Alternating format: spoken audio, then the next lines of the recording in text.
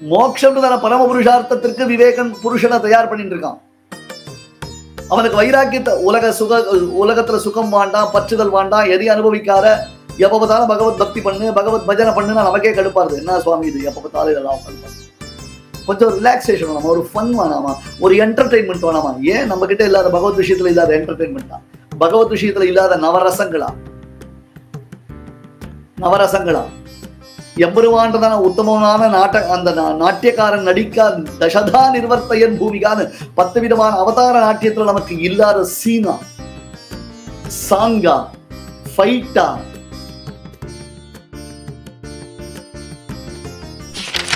Over, இது எல்லாத்துக்கும் பேசிக் எது தெரியுமா? ஃபுட் ஹேபிட் தான் வரப்போறது. அடுத்தது இவனெல்லாம் ஈஸியா இழுத்து போட்டுலாம். என்னையா அப்படின்னாரு, கொஞ்ச நேரம் பட்டி காமிச்சுட்டு அதுக்கப்புறம் தெருவுல போற கண்ட பதார்த்தங்களை கண்ட காமிச்சா போதும், யாராவது வாங்கி வாயில போட்டுப்பான்.